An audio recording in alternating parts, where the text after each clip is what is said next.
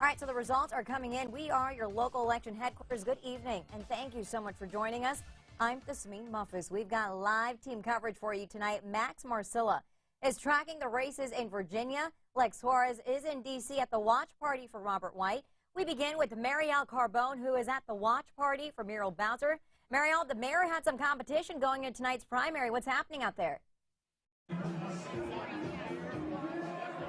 well, I don't know if you can hear how loud it is behind me, but people are dancing and they've been cheering, and it really is a party here because of the win for Mayor Bowser. Now, this result, it was called pretty quickly, about 8:45, 45 minutes after the polls closed. The AP called the race for Mayor Bowser. Now, if you look at the numbers, pretty decisive a win. She had about 50% of the votes to her closest opponent in this race. That was Robert White, coming in close to 40%. So I think there's a lot for people here to cheer about. Now, this all but ensures that Mayor Bowser will have a third term and win the election come November. That will make her just the second person in office here for D.C. mayor to actually win a third term if that comes in November. Now, she has really been campaigning on her experience. That clearly shows with voters coming out, and we are expecting to hear from her a little bit. So we'll send it back to you guys in studio now. I'll get you her message in a little bit, but for now, I'm reporting live on Marielle Carbone. All right, a huge party out there. Robert White had high hopes coming into today's election. Lex Suarez is with his campaign tonight. Lex, the Associated Press already called the race for Muriel Bowser. What's the mood there at White's camp? Yeah, Tasmeen, the vibes around here are great. People are excited and full of hope for the future of D.C. While their candidate has not been projected or called to win this race, but Robert White walked in here with his daughter in his arms just about 30 or 45 minutes ago with a huge smile on his face. The very first thing he said to us here was congratulations to Mayor Muriel Bowser on that race. And I asked him about this. You know, the AP called this race very early, maybe within 30 minutes of the polls closing today. I asked him, normally you wouldn't hear from somebody who has just lost a race to say this, or from it being called so early. They might say, we're going to wait until every vote is counted. But he said that he did not want there to be confusion on this. Let's take a listen to exactly what he said about what he's hoping to do moving forward with the city. The work ahead is going to take all of us. I don't want there to be any confusion about whether or not I'm here to work with whoever is in the seat of mayor. The things that we have to focus on are still the things that we have to be focused on. So I want to make sure there's no distraction from the work ahead.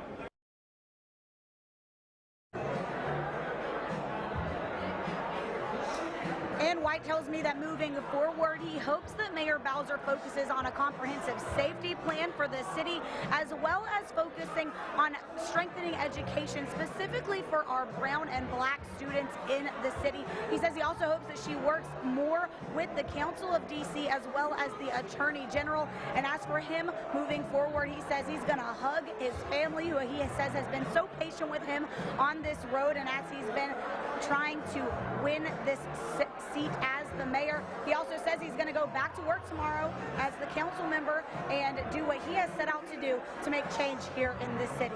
For now, live in Washington, I'm Lex Suarez reporting. All right, Lex, thank you. So let's take a look at some of the other races and the numbers that are coming in. So for delegate to the U.S. House of Representatives, Eleanor Holmes Norton is the projected winner, staving off two candidates who tried to unseat her. With 69% of the precincts reporting, she's now taking the lead with 87% of the votes. Norton has held on to her position for 31 years.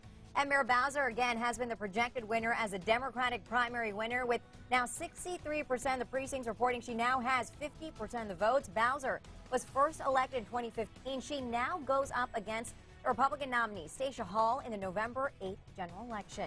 And D.C.'s Attorney General position, that's up for grabs after Karl Racine is leaving and stepping away from the public office after 2 years with 67% of the precincts reporting. Brian Schwab now taking the lead with 46% of the votes. Moving now to Ward 1 with 80% of the precincts reporting here. The incumbent, Brianne Nadeau, taking the lead with 47% of the votes here. She was up against two political newcomers here, a former cop and also an ANC commissioner. Let's move on now to Ward 3, where some of D.C.'s wealthiest neighborhoods are. They're actually looking for a new representative after incumbent Mary Cheh announced that she wouldn't be running again.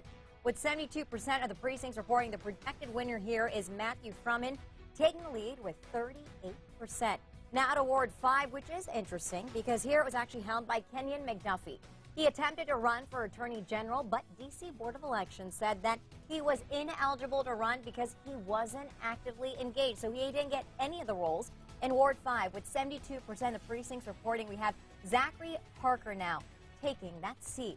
Moving now to two-term incumbent Anita Bonds here, taking the lead, projected to keep her spot as the at-large member on the D.C. Council with 59% of the precincts reporting.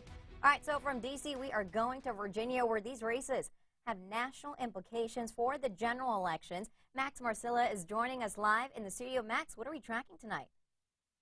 Well, we're tracking the theme of incumbent success tonight. Both Republican Ben Cline from the 6th District and Democrat Don Beyer from the 8th District, both won handily. We're going to start with Don Beyer, who topped challenger Victoria Veera Singh tonight. Now, Beyer's held the seat in the 8th District since 2015. He represents Alexandria, Arlington, Falls Church, and Fairfax County. We were out at the polls today in that district, and most of the voters we spoke with, they said, yes, they did cast their ballot for Beyer. The numbers showed that, but they said that they were glad to see him pushed by a progressive, some of whom said they believed had some strong qualities.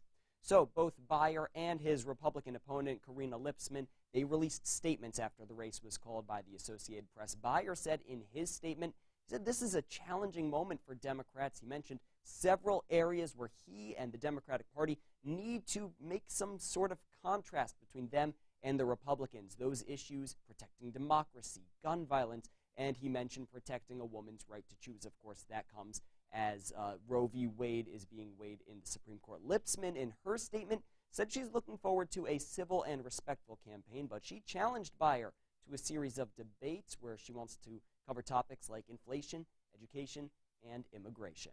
All right, so Max, we haven't even started to talk about one of the most important seats, not just in Virginia, but really the entire nation, the 7th District. What happened in the 7th District tonight? A busy night. It was a battle between 6 Republicans who were all just hoping to get their chance at one of the most vulnerable Democratic seats in the country. So right now, actually just within the last half hour or so, Yesli Vega will come out victorious, AP has projected, and face Abigail Spanberger in November. Vega is a former police officer, both in Alexandria City and Manassas Park.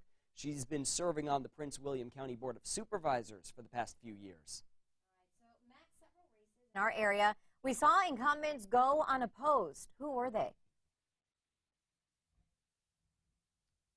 All right, yeah, let's do some housekeeping there. So Democrats Jennifer Wexton, Jerry Connolly, they both ran unopposed. They both won, of course. They are both heavy favorites in November because they are in some very dark blue districts. All right, Max Marcilla, thank you so much for breaking that down for us. So Republicans in Virginia's 6th District, we're going to break things down a little bit more. They decided who's going to represent the party in November. Incumbent Congressman Ben Cline, like Max said, who's running for a 3rd term, is the projected winner. He will face Democrat Jennifer Lewis and Independent Danny LaBrue in November. Virginia's 7th District was a heated one. Prince William County Board Supervisor Yesli Vega will go up against Abigail Spanberger in November. Will she be able to flip the district? We're going to have to find out. Vega, the first Hispanic woman elected to the county board, got a boost from Senator Ted Cruz, who endorsed her as well. Moving now to the 8th Congressional District, that includes Alexandria, Falls Church, parts of Fairfax County. Representative Don Beyer is a projected winner, taking more than 77% of the vote. He has held on to the seat in 2014, and he is going to face Republican Karina Lipsman and Independent Teddy Fikers in the midterm elections.